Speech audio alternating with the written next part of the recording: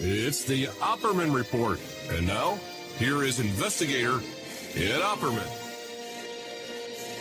Okay, welcome to the Opperman Report. I'm your host, private investigator Ed Opperman. You could find me at Opperman Investigations and Digital Forensic Consulting. Just email me directly at oppermaninvestigations@gmail.com. I'm really excited about today's show. We have Crash Barry. Now, you can find him at crashbarry.com. Also, too, you can find him on Twitter at Crash_Barry. He also has a Patreon that I want everybody to go to and support, the Crash Barry Patreon. A podcaster, investigative journalist, several different podcasts. The Crash Program is one podcast. Disinfomaniacs Pod. He has a couple of buddies. He does that with Andy O'Brien and Nathan Bernard. Tough Island, Maine. And another one, Devils and Dirtbags. He did this whole investigation on the corruption in the Catholic Church. Actually did a little undercover manipulation there. My man, Crash Barry. Mr. Crash Barry, are you there? I am. Thank you so much, man. Thank you for coming on the show. Well, thanks for having me. For anybody who hasn't heard of Crash Barry, tell the audience, who is Crash Barry? Well, Ed, I'm an investigative journalist. I live in the foothills of western Maine on a little 20-acre farm. I have been looking at the seamy side of life in Maine for the last 30 years, for like print, radio. And I have these podcasts that are really over the top. I always find these very bizarre stories. And the saddest one is Devils and Dirtbags, season 1 of my podcast, which investigates a murder that occurred when I was a young man, when I was 4 years old in Springfield, Massachusetts, by a Catholic priest who murdered an altar boy. And then the cover-up, and then the whole scandal of the Catholic priests in Springfield, Massachusetts. 5 of my priests were child molesters. Luckily, I was never molested, but I was able to track the living ones down, and I got one of them. I tracked him down, and he's like an old man, and I got into his apartment building and got him drunk and got him to confess his sins and crimes, and I got it all on tape because it's a podcast, right? Mm-hmm. So I think that your listeners, especially those that dig true crime and want to know more about the corruption of the Catholic Church, will like Devils and Dirtbags. But what we're talking about today, Disinfomaniacs, yeah, that's my podcast with my buddies Andy and Nathan, and we just published the latest episode yesterday of Disinfomaniacs, episode 8, which is about the curse of Boneface. Curse of Boneface, and that's why you wanted me to come on and talk to you and your gang, because crazy story. Yeah, it really is. I noticed these Nazis, right? I noticed these Nazis on. I was live streaming them on YouTube. And let me tell you what my take on this, and then you straighten me out. Yeah. So I'm watching these Nazis, and right away, because I'm from New York City, I told you off the air a little bit. I was with the Lower East Side activists, and we used to fight the Nazis all the time protests back in the 70s and the 80s. And I'm watching these Nazis. They're all well-dressed. They all got brand-new masks. They all got brand-new T-shirts, got brand-new flags. There's no counter-protest, so they didn't have to promote this event. They all knew each other in advance. They were all close-knit. They were able to put up a pretty big turnout, about 50 guys, right? Well-dressed, clean Nazis. You don't often see that when you see these Klan guys and Nazis. A lot of meth guys, you know? I didn't see much of that. Well-dressed Nazis. And they're being live-streamed by some guy on YouTube. And I don't know this guy. But I see at the end of the march, they tell him, okay, that's it. Stop following us. And he says, okay, I'll stop following you, which was odd to me, too. They're going to their staging area with their buses, whatever. They don't want to be followed. During the march, they see Laura Loomer. Laura Loomer shows up. Just by coincidence, it just happened. Yeah. Remember that scene in The Falcon and the Snowman? The CIA agent from the embassy just happens to be driving by. Right. Laura Loomer just happened to be driving by. Well, that happens all the time, right? Then it turns out that this fellow Boneface, you can't miss him. Tattooed face guy, and the porn star buddy in front of him with the beard and the leather vest, and the chain, right out of Central Casting, right? And it turns out that Laura Loomer is saying that this Boneface was photographed with the QAnon shaman on January 6th. Now, I just had the QAnon shaman on the show a couple of days before. He's going along with Laura on Twitter. Oh, Laura Loomer's a great investigator. But when I contact him privately, he says, oh, Ed, that's not the guy I was photographed with. That's not the guy the FBI contacted me about. So I don't know what's going on. We got Crash Barry. Oh, boy. That's where I'm coming in. I'll call you Boneface. That's what Crash Barry. That's where I'm coming in. Straighten me out. Yeah, okay. Well, you touched on a couple of things there, but I am going to give you let's just call it this, a crash course in Boneface and his posse. There's all sorts of weird names in this one, okay? We got Boneface, who will go on great detail in a second, but he's the guy who claimed to be a freedom fighter in Ukraine, covered in tattoos on his head, skull, neck, Florida man. Literally, like, hashtag Florida man. Okay, we'll talk more about his criminal history in a second. So you got Boneface, and sometimes I slip up, Ed, and call him Bonehead. So that's not. It's just it's Boneface. Okay, and then Kevin McClellan. I'm sorry. We'll go back and talk more about Boneface more. But then we have Hammer. Okay, and there's no Boneface without Hammer. And there's another guy who's you'll hear about in a second called Handsome Truth. Okay, I'm not making this up. We got Boneface, Hammer, Handsome Truth. Okay, but the whole story revolves around Hammer, who's the guy that you said was like a porn star. The guy, right? He's got a beard that covers his facial tattoo right now. That on the right side of his face is it's in runes. Kind of like hieroglyphics for Norse pagan, because he's a pagan. Hammer's a pagan. He's a esoteric Hitlerist. He worships Wotan and Odin, right? Yeah. And he thinks that Hitler is a reincarnation of Odin. Okay, this is where that guy's coming from. Yeah, real quick. Yeah? Shaman has those same tattoos, on his body, and he kind of played it down when I had him on the phone when I interviewed him. But and it's the same one as this Christchurch shooter. He's the one that is right. Yeah, well, it matters which way they're positioned. Oh. It totally it's a message. Okay, so there's like an alphabet, and the way you spell it. Arguably, it's all fake anyways, right? Because this is just some modern reinterpretation of something, and who knows how much has been watered down. So, but I know he identifies as, this kind of like Norse, a descendant of the Norse gods. And he's also very, bald.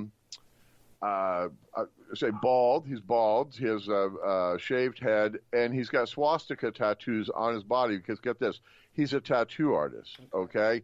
And he's a Nazi tattoo artist who happens to live in Maine, Ed. That's why I'm on him, okay? That's why I've been watching him, and that's why I know way too much about this dude, because we don't want Nazis in Maine, okay? Well, then real quick, Crash, how is he able to organize this big rally in Florida if he's from Maine? Right. Well, Handsome Truth, the third guy in this, threesome from hell, is part of the Goyim Defense League, and that's a Florida group of Nazis who are just really – all these people are jerks, right? They're all jerks. And Handsome Truth's guys are just go up to people at stoplights, if it's a person of color or a woman or someone that they view as a minority, and they'll just go crazy on them, just crazy. They'll be really mean. They're these guys that do these protests. It's okay to keep Florida white, keep Maine white, whatever. They do these overpass things. And so there was a combination of Handsome Truth gang called the Goyim Defense League. And Hammer, the dude from Maine, has something called the Blood Tribe. And Hammer is like the leader of that. It's a cult. It's literally a Nazi cult, all right? So you got this Nazi cult leader who's not from Maine, okay? He just moved here a couple years ago. He bought cheap land up north, and it's real scrub brush, no good. Picked over lumber land, right? And he comes up, and he's got this idea because he can buy 10 acres for like $25,000 of scrubland. He's going to make this little tiny house compound for Nazis to come to. But meanwhile, they go out and they do their activism in more crowded places. So he came to Maine. There was a little hubbub when he was discovered that he had bought a piece of land in Maine. Nobody did anything about it. But me and my buddies keep an eye on all these guys, right? Because there's a lot of people in these movements. And they're very public in weird ways on social media, blah, blah, blah, right? So we watch them. And mostly on Telegram, which is a messaging app that is preferred by a lot of extremists because it's a secure app owned by a Russian dude. But anyways, so we're watching Hammer, and then suddenly he leaves Maine because he'd been kind of like run out by the FBI because they were going around asking neighbors, what do you think about this Nazi living here? So he decided the pressure was on. He was just going to leave Maine for a little while. And he goes down on the road to like do Nazi tattoos, okay, which are illegal. Obviously, he's not a legal tattoo artist. Let me stop you for a second, because you see people like General Flynn and these other right-wing Nazi types, and they say, "Well, we don't recognize any of these guys. They're not with us because we don't recognize them." And they're trying to say these guys are feds because they're not their buddies, and they should know all the Nazi racist. Right. You know what I mean, man? Well, this gang, the Blood Tribe in Goyim Defense, they don't care about General Flynn's guys. Who these guys are targeting are the people in Patriot Front and Proud Boys who find that Patriot Front and Proud Boys aren't extreme enough for them. Right. So they're welcomed into the Blood Tribe and into the Goyim Defense League. So these are the hardcore. These are ones that make General Flynn look like a liberal, and I can't even believe I'm saying that, right? But these guys are hardcore neo-Nazis who worship Hitler, who are just literally, they're the scum of the earth, despicable people. And, I mean, if they weren't so despicable, it'd be kind of funny because all the nicknames and all the stupid things. They have, like, blood rituals. You can see all that on my Twitter. If you go to my Twitter, you'll see videos of these blood rituals they do. Yeah, Crash_Barry. Crash_Barry. And Crash, now, you don't think these guys are feds? You don't think they're COINTELPRO undercover? Oh, not a chance in the world. We've been covering this, my buddies and I, really in depth. We've already done 4 episodes of Disinfomaniacs on it. Which means almost like 6 hours of reporting. We're not like just sitting around talking. We do actual reporting, investigations of guys like this. And here's the thing. There's not a chance in the world the feds would be associated with him. And I know, and I'm not like, the feds are, not interested in infiltrating. Of course they are, but they're not the leaders of it. You know what I'm saying? Hammer is a whack job, lost cause. There may be used as what we call, I'm sure you're familiar with the term, the honeypot, right? Where Hammer brings out people from the woodwork. That might be some feds in there. I have a couple theories about a couple of his members of his gang that I watched some video of that I'm like, that guy seems kind of fed, only because he seems a little bit smarter than the rest, Ed. Right? There's one that's like, he does something smart, and as soon as he did it, I'm like, fed, right? And I thought about it. It's like, there's no way a Nazi would be that smart. It was to avoid pain. So I'm like, it must be a fed. But anyways, these guys are all dirtbags. They're all really freaky. They're into Hitler. And back in July, they announced they were going to have this top secret march in Florida, the one that you saw on September 2nd. And they weren't going to announce the date or time because they didn't want a repeat of Charlottesville, right? They want to keep the counter-protest away, because those of us that remember Unite the Right in Charlottesville in 2016, they were vastly outnumbered by, anti-fascists. Total, blown away by the number of... Exactly. And turned out to be a tragedy. Yeah. So they have to keep that secret. They have to keep it secret. And they had what they call a vetting bot, right? And then you have to be vetted by a human. And there's all this other stuff. So they were initially talking Handsome, Truth, and Hammer were bragging, we're going to have 150 Nazis march under the swastika. And you mentioned about like the brand new flags and the uniforms. Well, guess what? It's a grift, right? Of course, because Hammer sells all the merch. Gotcha. Okay? So he's selling the red shirts that they all have to wear. He's selling some of them. I don't want to make a blanket statement there. He mandated what shade, like what Pantone color red the shirts had to be. But because there were a couple little different groups involved, he allowed them the ability to, have their own logo on it. But the ones that said Blood Tribe have the symbol on it, that was his merchandise. And they're long sleeves because he wanted them to wear long sleeves to cover up tattoos. But it's like Florida, right? Florida. It's like, so a bunch of guys wore short sleeves and shorts. So it's funny, you thought they were organized. To me, I'm a former Coast Guardsman. I fought the war on drugs and the war on Haitian refugees, right, back 1980s. All right, so as a young man, I was a sailor in the U.S. Coast Guard. So I've been to boot camp. I know how to march, Ed. Those guys didn't know how to march. so out of step. They were, maybe to a civilian, I didn't even notice them marching, to be honest with you. I didn't notice the marching part. If you saw the bulk of the march, you'd be like, what? Yeah. Right? It's like they don't have military bearing, which shows that not many of them are actual veterans. And so they drew from all over the United States. One guy spent $3,000 to get from California. There was a whole van load from the upper Midwest where they're holding another one in Wisconsin sometime in December. There's going to be another one of these marches. And so they drew from all over the place, right? And that's how they got their 55 guys. But they claimed there's going to be 150. They got 55.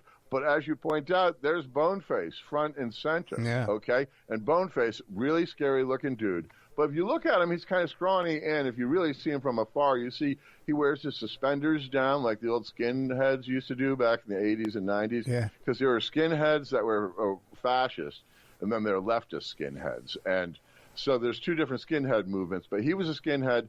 And I got to say, unfortunately, he's been on my radar for like 2 months. So I know way too much about this guy named Boneface, okay? It's like, so back to Hammer, the bald wannabe cult leader who has a place in Maine. Porn star.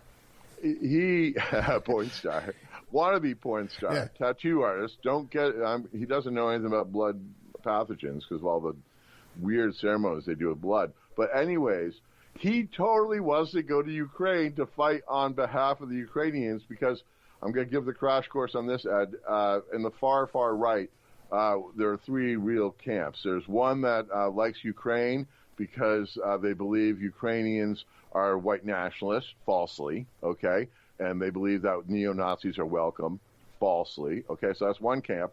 The second camp of extreme far right likes Putin because they're identified with the Orthodox Christianity that's very similar to Russian Orthodox, and they just love Putin because they're a bunch of, cucks, right? So then you go back to that first group. They hate Putin because Putin supposedly incarcerated like 5,000 Nazis in Russia. So the first group, who's pro-Ukrainian, hates Putin because of his treatment of Nazis.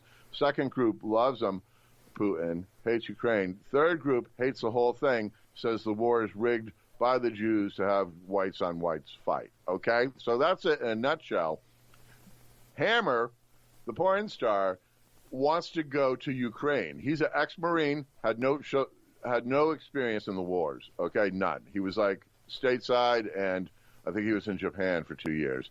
So no combat experience, but Hammer claims that he's leading a small group of like 4 to 8 dudes to go to Ukraine to battle on behalf of the Azov Brigade or alongside, which is like, not to go too deep in the weeds on the Ukrainian war, but like the Azov Battalion or the Azov Brigade has now been folded into the Ukrainian military, from my understanding. But for a little while, they were like a standalone militia, and then they were incorporated into the National Guard. There were some far-right extremists in that group at one point, but they've been purged. It's not what the Nazis here say it is. So Hammer wanted to go over there and do that, and all of a sudden, this guy Boneface appears on the scene in the neo-Nazi world who claims he had been fighting over in Ukraine, okay, and claimed he had all this experience in these battles and in this siege and all this, like war stories. Yeah, there's pictures, and there's pictures of him holding a Ukrainian passport or citizenship, right? Yeah. And that one's the best, because if you look at that, spoiler alert, folks, the dude's lying, okay? And there's a whole trial. They have a trial when this comes up. But at this point, remember, nobody knows. All these Nazis are so dumb, right? They believe this. But if you look at that passport photo real close, you'll see that his face, Bonehead's face, is superimposed on it so that the official stamp is actually under his photo. So then there's a blue circle that he put on in magic marker. Oh, no. He used blue Sharpie to complete the seal, right? It's like, meh. And then a lot of Photoshop documents, weird like selfies with him with alleged IDs identifying him as member of Azov Brigade, which were totally bogus. He made Photoshop versions of things when he Googled Azov Brigade ID. Well, then, Crash Barry, let me ask you this. Where in the world of Crash Barry, crashbarry.com, crashbarry _ Barry, can people go to see these photos and the analysis of the Photoshops? Well, on my Twitter is the best place. There you go. We have it there, but also there's been a great investigation by Bellingcat. It's an investigative group. They just did a story on it, and also Vice News did a piece. All of them have great details, but, I do the podcast with, Ed, I hate to say it, more details than you need to know, because this is a mind-boggling story, right? So Hammer believes these, seriously, man, it seemed like an 8th grader with poor Photoshop skills, right? Or, just really blatant forgeries was enough to convince these guys. And, to me, Boneface is a scrawny little dude, no military experience. He's a felon. We know this. Multiple meth trafficking, meth use, meth possession. And he was also in 2012 arrested as part of a roundup of a neo-Nazi group in Florida swamps and was actually snitched. Okay, so he's got a very easy to find history, and these guys are fooled by this fake ID that would look like something like a kid would make to be able to buy beer, right? And just okay, you guys are morons. They embrace him. They put him to the front, and they're like, here's Boneface. And Boneface just lie. But meanwhile, there are people out in the real world who are like, well, if he claimed he was airlifted out of that siege, only injured people were airlifted out of that siege. And also, Ed, you saw the pictures of him. He's covered in tattoos. You'd think people would remember the dude. His face is literally a tattoo, right? You're not going to forget Boneface's face. Not even a nice tattoo. So, it's not even well done, No, they're terrible. They're prison tattoos because guess what? He was in prison. Wait, so Blood Tribe and the Goyim Defense League have no vetting process where they could do the basic kind of research, and they don't have any cops working for them. They don't have any PIs working for them where they can just do a simple search and see this guy's background. Well, I know it's going to drive you crazy as a PI, but these guys are knuckleheads. They have a guy named Cracker who allegedly was the vetter, and in the last year, as I've been monitoring Hammer, he's always bragged about our vetting is the toughest thing, and okay, whatever. I'm not going to waste my time trying to infiltrate him, but I know there are people out there infiltrating him. But guess what? The one that infiltrated him successfully was a con man, right? He literally duped them into believing that he was a war veteran. Stolen Valor, that's a big deal for me, right? I hate Stolen Valor. There are great videos on YouTube of Stolen Valor. Guys dressed up in uniforms like their costumes, pretending to have been participating in important battles. And really, it's such a disservice to the veterans, right, who actually fought in these battles. Totally scummy move, right? They do it for attention. Well, here's Boneface. Not only is he doing Stolen Valor, he's doing Stolen Valor of Ukraine, right? A country he's never been to, has no connection to, and really is, turns out, fulfilling the narrative that Laura Loomer wanted. I was going to say to you, but Crash Barry, you're trying to tell me that Laura Loomer got this wrong? Is that what you're trying to tell me? Hard to believe that Laura Loomer could be mad at, could be wrong about. Well, who else got it wrong? Alex Jones got it wrong. Roger Stone had Laura Loomer on to break this big news. Stu Peters talks about it. Even the Dilbert guy, I can never remember the Dilbert guy's name. Really? Scott Adams, right? Is that Dilbert? I think that's his name. Anyways, they all talked about this. They say it's they talk about that Boneface is a CIA operative, right?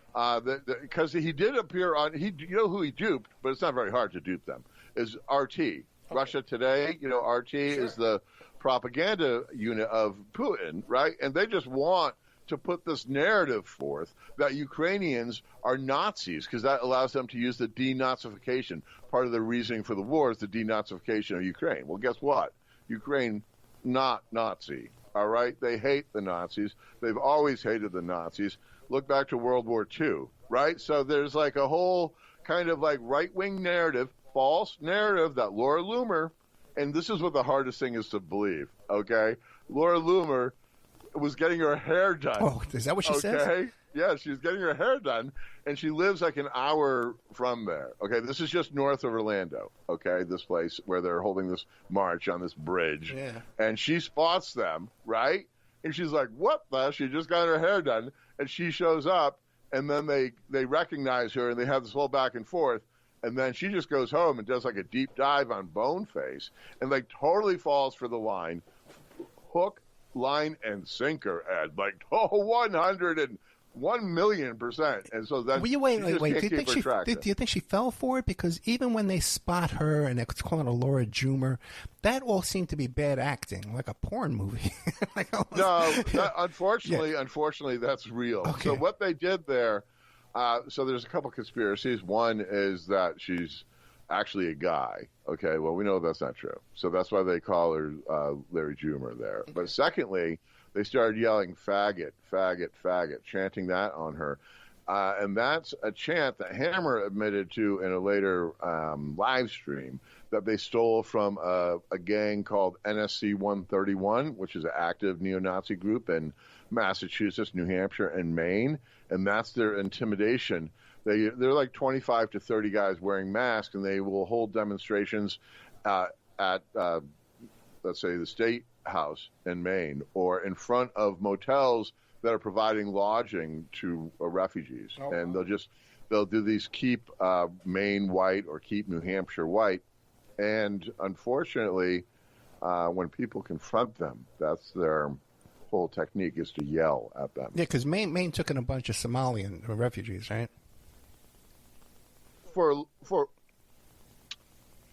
when I was up many there, years, for many years, we've taken refugees of all nationalities. Many. I mean, there's a Vietnamese community, there's a Cambodian community, there's a Sudanese community, there's all sorts of people from Africa here, and we lovingly welcome them. Good people lovingly welcome them because historically, Ed, over the centuries, refugees and immigration has saved Maine. Right? There's been many times when the mills needed workers, the farms needed workers, we needed railroads built.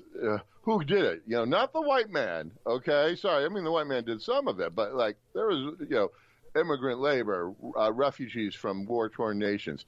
This is something that we should be doing. We should be embracing that, and then we get some diversity in Maine, because Maine is, unfortunately 95% white. That's why some of these Nazis feel comfortable, right? They're like, oh, look, we've already got the ethno-state. Just go to Maine, and I hate that. So that's why my colleagues and I and others speak out against these guys and keep an eye on them because we want to make it so that they're unpopular, not popular. I got you. But Crash Barry, back to Laura Loomer. Back to Laura Loomer. Oh, yeah. Now, the thing is, do you think she stumbled on this, or she was tipped off in advance? What do you think is going on with that whole situation? I think she stumbled on it. Oh, really? And I think that she's not in the know with the right people in order to figure this out, because there was, some background on it that morning when the group was gathering. There was like some mix-ups. I heard about it was like plagued with a comedy of errors of Nazis trying to assemble 55 guys before March. And like they had chosen one place to go to, and then they decided at the last minute to go someplace else. And I think it was transportation because you said, oh, maybe they're, the guys are trying to get in their vans. No, there wasn't any vans. There wasn't any U-Hauls like they have with Patriot Front. They were supposed to have those, but something fell through. So they were like in civilian cars. That's why they didn't want to be tailed, right? And then, so Laura Loomer, again, I could be wrong, but my instinct as someone who watches this stuff, totally lucked out. And if the hairdressing story isn't true, maybe she saw something on social media and recognized where they were at. Because there could have been a live stream. Yeah, there was a lapse. You could have zipped over there in 40 minutes, or 35 or 40 minutes. You could have done it. Right, but I don't think it was a tip. I don't think it was linked because even though it furthers that narrative, like they never expected her to be there. You could see the genuine glee in these Nazis' faces when they realized it was her, right? Like, oh my God, I can't believe Laura Loomer's here. And they went nuts. So, and the video specifically, the dude known as Handsome Truth is being interviewed by a reporter, and one of the other guys goes, look who's here, and you see it in Handsome Truth's face, like almost disbelief, like, oh my goodness, what an opportunity for us, right? So I don't believe that's rigged. And then, the whole idea of like this being a CIA operation, Boneface going over to Ukraine, none of that passes. The the basic open source intelligence gathering, let alone looking at it with any sort of seasoned investigative eye, right? It's just total malarkey. Well, so then crazy. Crash Barry, what happened then? She went home and started Googling and just fell for it because he was calling her up too. Is that what happened? Right. There's a little bit of stalking going on. And so meanwhile, all right, let's set that. So after the rally, she goes home, right? Meanwhile, the Nazis had rented an Airbnb. They called it a mansion. There's a swimming pool. They had an after party. They all got drunk and did this weird blood ceremony. And I don't want to go into the graphic detail. It's not that it's graphic. It's that it just shows you how silly these guys are. It's like a LARPing, like a Blood Brothers sort of thing. They have the spear, and the spear is so dull they can't figure out how to draw blood. I watched I think I've seen like 26 guys take the oath now, and every single time they're like sawing their hand on the spear.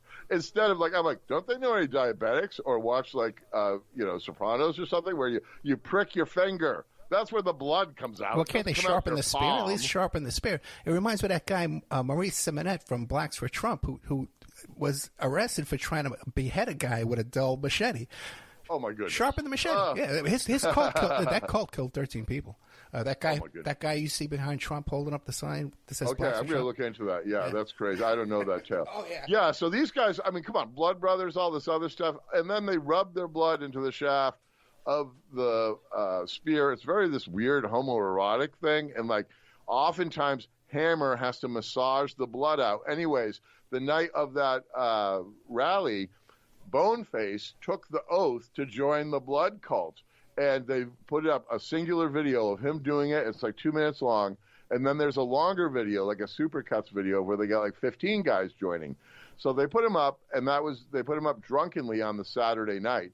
Meanwhile, Boneface is suddenly going to be on the front page of every, the Rolling Stone has Hammer and Boneface. And this is getting a lot of media attention that there's this rally of the Nazis, right?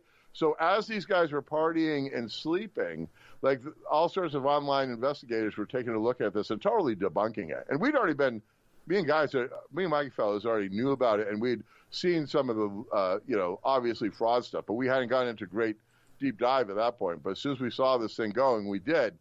And I went back to the Telegram and I scraped, I took the video of Boneface taking the oath. The next morning, Hammer wakes up late and he's drunk or hungover, right? And he checks all his messages and he sees it's blown up overnight that Boneface is a fraud. Oh, no. And he's freaking out. So the first thing he does is deletes that video. Well, luckily I had already scraped it, Ed. So I'm the only one that has this video of Boneface taking the blood oath. Because later on, Hammer would deny that he was a member. And I'm too late, dude. You don't take the blood oath and you're not a member. So then Hammer acts crazy where he's instantly distanced himself and stabs Boneface in the back and says, no way, okay, people are just showing me this information.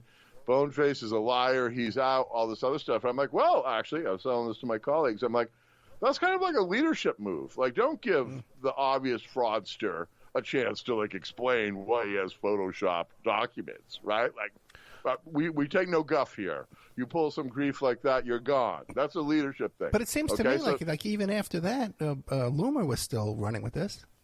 Oh, she totally was, because she's slow. She's very slow, right? And she was milking it. She's on Roger Stone. I mean, I'm sure she got more Twitter followers, and I'm sure she probably made I'm sure Elon Musk gave her $13 for all the bonus traffic she generated, right? So Loomer's running with this, but meanwhile, everywhere else, it's imploding, right? But the far right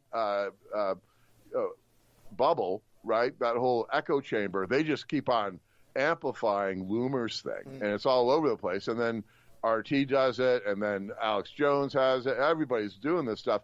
But the reality is that the whole Boneface narrative is crumbling in real time.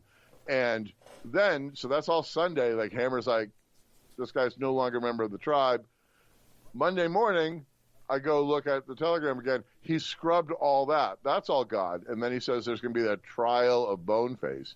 And then they live streamed it. So later on that week, they had a live stream on Telegram. Oh, really? And Odyssey and BitChute of the trial of Boneface, and it was 2.5 hour long interrogation of Boneface. And at the beginning of it, it was obvious that from the first 10 minutes that this was totally bogus stuff. But then they had like a Ukrainian soldier who was fighting in Ukraine. I think he was Swedish, but he has a Ukrainian wife. So the wife like spoke to Boneface, and like it was jibber jabber. Like he was not actually speaking Ukrainian, and he had some forged documents that they looked real close at. Like one of them, it said like his Kent McClellan is his real name. Kent McClellan 3131 at comast.com. Right, like not even Comcast. Oh, like no. if you're gonna make up an email, come on, get the fake email address right. And then there are so many things that these guys were pointing out. But initially, the Blood Tribe Vetter and Cracker and Hammer were all like, "Oh, we got to give them a fair trial because I've seen this stuff." It's like by the end of the thing, they want to like hang them, right? So then they had part 2 of the trial. Like 4 days later, because they were going to have more experts or whatever. Like they needed like more expert testimony. Well, guess who didn't show up for that trial? Mr. Boneface. Yeah, Mr. Boneface. They call him Mr. Face. Really? Oh, man. So Boneface has this trick, and I'm not, an office worker. So when I explained this to a friend of mine who's an office worker, said, "Oh, this is a total like post-pandemic Zoom meeting trick. That whenever like a tough question comes up, you don't hit mute." Because everybody will know you're muted. You just like start mouthing like you're talking and nobody will hear you. Oh, no. And then you'll get like disconnected. So like whenever it was a tough question, like Boneface would get disconnected. And then they say, well, he's got a terrible Wi-Fi connection. He'll be back later. And and then when he reconnects, they'll like totally forget about the question they were going to ask him. So he just lied, denied everything. The second trial, part 2, was just like, everybody was just angry, right? All these Nazis were like, "Can't believe we were duped," and like, "Well, good thing we found out now," and all this. It was really, kind of like a gang, kind of gang up on Boneface, and it turns out it was revealed that since Boneface has been excommunicated because of the lying, that somehow revokes the oath that he took. Okay, so. I mean, I'm no lawyer here, but I've listened to the blood oath many times, and all you're doing is swearing allegiance to, and this is a quote, Ed, the bros.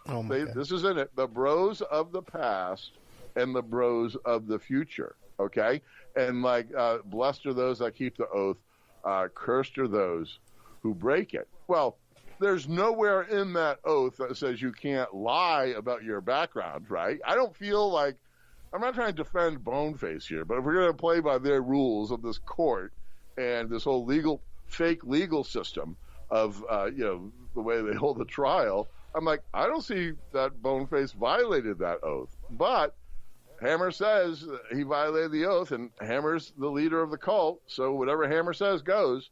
And so then Hammer basically cursed him. Said there's a curse going to be on Boneface now, and sure enough, within 24 hours, a neo-Nazi group in Florida beat Boneface up. Oh, really? Yeah, they beat him up. But then, flash forward to a couple days ago, this is breaking news. I haven't tweeted this yet. I'm going to tweet it later today or tomorrow, is Boneface confesses that it was all a lie. Oh, no. And, I've got exclusive video of that, exclusive for now. But so the whole thing comes crashing down. Where does this play in the whole like far right neo-Nazi thing? It's like many of the far right, either just extremists or actual other Nazis that aren't part of the Blood Tribe are looking at Hammer and his group as like jokes, right? Because like, how could you not figure this out? I mean, as you and I know, Ed, it's very simple to Google somebody. It's very simple to do a background check, like $5, whatever. So these guys are being made fun of, yet within the cult, they're just moving on. They're acting like it's no big deal. Hammer actually says that it's a bonus, right? That this was a bonus, that they were able to get rid of him before he did any real damage. I'm like, okay, yeah, before he does any real damage. I tell you, Crash Barry, I'm a little disappointed. You tell this story. There's no lion tamers. There's no jugglers. There's no dancing bears. Trapeze, man, you leave out a lot, Mr. Crash Barry. Okay? There had to be more. CrashBarry.com. You gotta go to the podcast. I can't do all 6 hours with you. You gotta read the book. You gotta read the book. Yeah. Right, though, I promised you that when we started this conversation, this is pretty nutty, right? I mean, and the sad thing is, it kind of takes attention away from the reality here, is that there are people like this out there. Don't try to sweep it under the rug that this is fake and that there's feds. There very well may be feds, but there are people like this out there. And I got to say, from the more and more of this work that I've been doing, and I've been a journalist for 30 years, but for the last 20, I've really been keeping an eye on it. And it used to be fringe, right? Like I was the weird reporter because I'm like going to this, right? And now I'm like, I told you guys. I said, we saw it, the demonization of the other.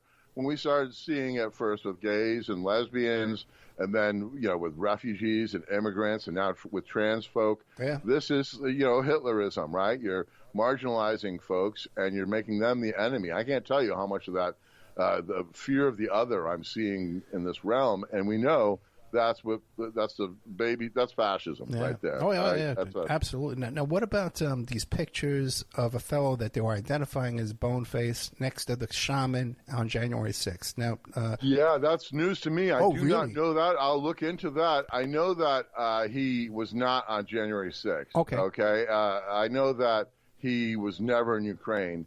It's highly unlikely that he's really been out of Florida. I mean, he may have made some trips on the continental United States. But he's a meth head who's been in and out of jail, and he's actually out on bail right now for like an assault charge. And, there's no – I think that would have come up in other research than Laura Loomer. Well, but I'll look into that, and if I find anything out, I will let you know. Definitely no, because real quick, because at first, Shaman was saying, "Look at it, this guy was in a picture with me, and the FBI questioned me about him, that guy in that picture, saying it was Boneface." And then Laura Loomer ran with that, saying, Angeli, Jake Angeli says it was him. We had a CIA asset in the Capitol on January. Now, you're convinced he wasn't in D.C. on January 6th. Yeah, I feel like that would have been part of his humble brag, right? Like, we'd have heard it from him. Like, look, I'm legit. I was there. I'm not sure 100%, and I will look into it, but my gut tells me I would have heard about this, right? And at first, Shaman was promoting, saying Laura Loomer, they have to say she's wrong about this because she's right about everything. She's right about. They can't say she's right about this because then they have to say she's right about everything, including her crazy story about October 1st in Vegas, which is complete insanity. Everything she says is questionable, right? Nuts, so when there may be a kernel of truth. There was a story in RT that said that Boneface was a CIA operative, but come on, that's an RT, right? So, like, yikes. That's all I can say, yikes, right? That this stuff spreads like wildfire. Yikes. Well, it's interesting because when I want to have Shaman come back, he says, well, I don't know anything about that, Ed. That wasn't him. That wasn't the guy. But on Twitter, he was saying it was. So I guess he's backed away. But wow, yeah, I'll look into that. That's that would be another level of complexity. Hey, you wanted more circus stuff, Ed. You asked for it. That's the Watch what you asked for, dude. Right? That's the dancing bear coming in. Yeah. Oh my God, Crash Barry, _Barry. Follow this guy on Twitter, man. Great stuff here. CrashBarry.com. He's on Patreon again. Crash Barry. All these different podcasts he's got with different people. All seems to be really, really, really good content, man. Let me see if I have it pulled up. I don't think I do. Pull it up real quick. I'll stall here.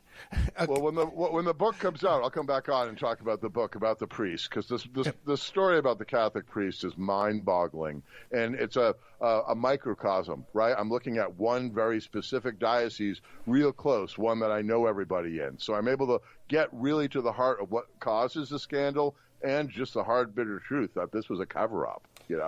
People want to forget that, but we can't. We can't forget that. I know. That's a heartbreaking situation. And if you ever read the Pennsylvania grand jury report by those grand jurors, it's like a 400-page report. No, and by the way, too, everyone says, oh, and they pointed out all these priests and all that. There were not one single new arrest in that grand jury investigation. Never. And the grand jurors did a 20-page summary where they said, hey, listen, no one's going to read this whole freaking thing. Let's do a 20-page summary. And when you read that 20 pages, man, it's just heartbreaking, the lengths that these they were going to. There was like a full-time occupation for these guys targeting little boys. And was all they did all day long. And they literally got away with murder, as I talked about in Devils and Dirtbags, that podcast. Literally got away with murder. The guy that murdered Danny Croto in 1972, a Catholic priest, went to his grave claiming that he was innocent. We know he wasn't. There's so much proof. The cops are covering up, the diocese, real terrible story. And yet, like, there's this narrative in the media that, he had a deathbed confession. I'm like, no, there's no deathbed.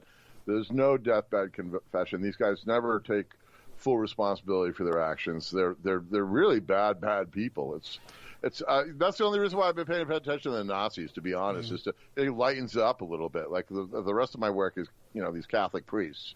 I'm gonna lighten things up with some Nazi coverage. Well, just imagine you have the district attorney, the mayor, the police chief, all going in there and confessing. At least, occasionally, you know what I mean? They're taking photo ops at these people. Just imagine what the dirt they got, man. Yep. I call the priesthood a sex cult, and I can stand by that 100%. There's a weird sex thing going on there. We talk about it in the podcast. But, okay, well, let's not talk about priests now, man. Let's get lighthearted again. Boneface. Well, speaking of sex cult, this guy Hammer, the porn star, they're doing these blood rituals and this other kind of stuff, and occult tattoos and stuff. Almost. Guess how many girls hang out with him? Oh man, how many girls? Zero. Right? Yeah. His wife left him. He can't have access to his kids. They have what we call incels, involuntary celibate. These guys are vol cells because get this. They can only have sex with white women who are unvaccinated and pagan. And that really slims the dating pool right down to almost nil, right? So they're very misogynistic. He actually, for that march in Florida, there was supposed to be a women's auxiliary, but no women volunteered to help. The women were supposed to drive and cook for the men, but they didn't show up. So I don't think there's a lot of chicks in this cult. Now, again, from my first glance of these people, it looked like they were stable kind of people with homes and jobs and things like that. Like they weren't like your typical Klan Nazi street people like you normally see, meth heads and except for Boneface. Well, and Hammer lives in a camper, like a trailer, right? Like a pull behind on the piece of land with no plumbing, no water, no sewage, no electricity. I don't know how he's going to make it through the winter. I mean, Maine winters are quite tough, as you know, so you're not going to do well out in the woods in that thing. These guys, this is why they always cover with masks, Ed, because they know if they're exposed, they're going to lose that lifestyle of where they have a job, because this is the way our communities react to finding out someone's an actual neo-Nazi, someone that wants the extermination of the other. That's what they talk about. Don't let them fool you when they say, oh, we're just organizing. No. In their chats and in their podcasts and in their live streams that I listen to, I hear it, right? I hear the warrior, right? I hear the warrior bragging. They're going to go to Ukraine, learn how to fight and get weapons and come back and use it in the race war. These guys have plans for some sort of white revolution. They always do. That's their end goal. So whatever they say when the reporter asks them, so, Mr. Hammer, how do you feel about the Jews? That's not really how they feel about the Jews, right? We know that. We can tell. But a lot of the media will just run with this like the both sidesism, right? It's like, here's Mr. Hitler. I'm like, I'm not going to call him Mr. Hitler. I'm not going to call him Mr. Hammer. I actually don't interview. I'll interview murderer priests. I've interviewed murderer priests. I've interviewed rapist priests. I've interviewed criminals of all shapes, sizes, of wacky people. I have constantly doing that, right? In 30 years, I will not go interview a Nazi. I do not talk to Nazis. I don't need to, right? Like they tell me enough by just carrying the swastika. They tell me enough by appearing on like Handsome Truth's podcast where they reveal that. So, like, no conversation with Nazis. It's just basic rule number one in the media. But unfortunately, mainstream news says, "Oh, we got to give both sides." I'm like, nah, not both sides of them. No thanks. That's why I'm not interviewing Boneface. You know what's so scary too, man? Real quick is Hammer, Handsome Truth, Boneface, all these characters. These are like Twitter handles, or you know what I mean, or like cartoons. Right? They're like cartoons. Right. 20 years ago, you had to use your real name, but now just a Twitter handle, and you're considered like a legit person. It's so weird. Like, well, look at the shaman, right? The QAnon shaman, right? It's like branding. They're branding themselves. It's like, oh, Hammer's selling merch. He's a grifter. Well, you know what? He's selling those flags. Shaman in real life has like 6 real names, and Jelly, Chase Lee. He's one of those guys with 6 length names. Right. Well, we know the names of these guys. We know the names of all the leaders. These are just their nicknames, right? This is their nicknames. The ones that I don't know are Cracker or Nate or there's another one like Goliath, right? They have these names within their group, but we know the leaders, and we know that their lives are ruined. We hear that, when they do a 3-hour-long podcast with a fellow Nazi, and they're drinking. Hammer drinks.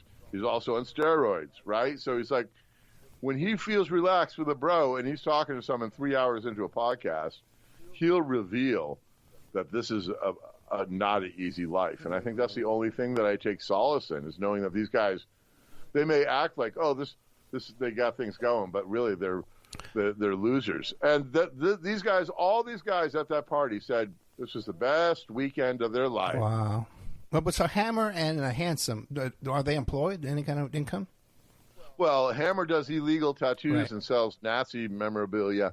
Handsome Truth has a weird scam going with live streaming, and people throw him money, but none of these guys are living in opulence, right? I mean, they're poverty stricken, rightly so. They have trouble getting on certain platforms. The public sentiment is out there. Like, for instance, Hammer was banned from Planet Fitness. I broke that story a couple months ago. The woman up here in Maine that spoke out in favor of Hammer and supposedly was like a bed and breakfast for Nazis, okay? And she wrote a letter to the local newspaper, and it's a newspaper that doesn't even have a web edition, right? It's like the local weekly, right? She wrote a letter to it, trying to explain the history of the swastika. And I'm like, no conversation about the history of the swastika. So did Shaman. But listen, man, we're out of time. Yes, sir. Dude, you have an open invitation to come back and share whatever. Right on. Great stuff, man. I love it. Great talking to you. Thanks for having me. You got to bring the Lion Tamers, man. Okay, I'm not gonna get away with it. Crash_Barry on Twitter. CrashBarry.com. Patreon is the Crash program. And also called Crash Barry there, so you can find them there as well. All these great podcasts, different seasons. One about the Church Devils and Dirtbags, about the Bad Priest, Tough Island, Maine, and Disinfomaniacs Pod with Andy O'Brien and Nathan Bernardi. They couldn't make it today. They were polishing up the clown car. But Crash Barry there. Listen, my friend, thank you so much, okay? Thank you. Had a great time. Me too. Good night.